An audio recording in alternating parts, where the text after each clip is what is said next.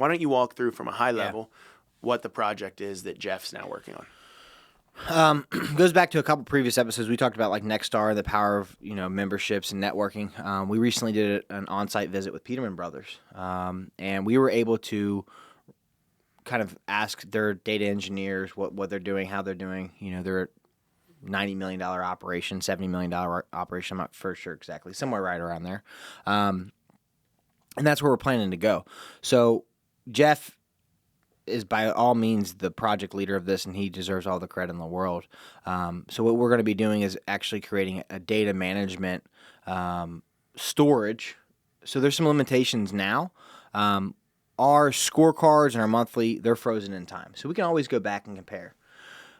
With how we do it now, with live data, we can only do it like 6 weeks at a time.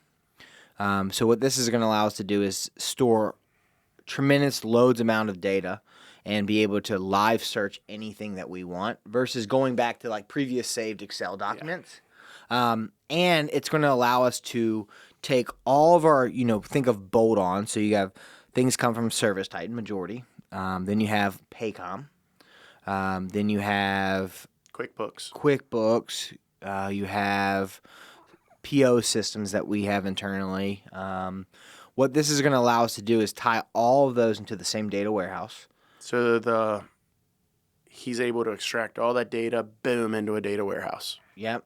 And then those operational rules that we have, everything's pooled. Instead of us manually every day, manually every week, manually every month inputting this data, it's all going to be automated. Yeah. Now, personally, I get a little uncomfortable automation. Oh, yeah. I'm definitely a firm believer of your service managers, your ops managers, all of your leaders. They need to know their numbers, and it makes you know the numbers when you're putting them in, you're writing them down. We're going to have a combination where all the data is automated. We're still going to do the handwritten daily huddle, believer in manifestation there. Like you're writing it down, you're claiming it, you're going to go find a way to get it.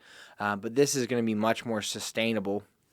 And also, it's like safer as we scale. Because right now, if Jeff was to leave or whatever happened, we would be extremely vulnerable. There's solutions, there's softwares out there that you can go to, but that day of, you'd be massively vulnerable. Yeah. We would lose our data. And we found there's just limitations on like most softwares that we've looked at. Like there's limitations on what, you mentioned all the softwares we need to pull data from, QuickBooks, like we use Paycom for payroll, ServiceTitan, there's others.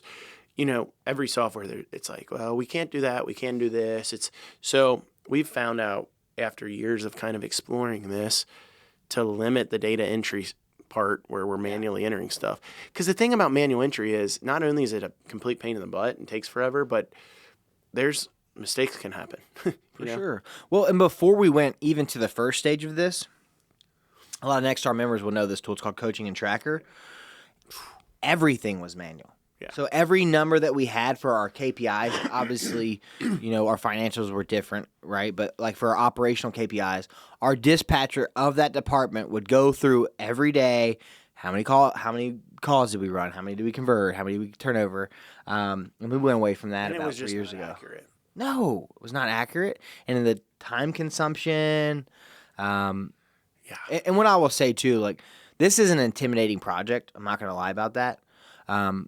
And we're scaling, quickly. So it's a high importance to us. But if you are, 5 million, 10 million, whatever, just start somewhere. Start tracking something.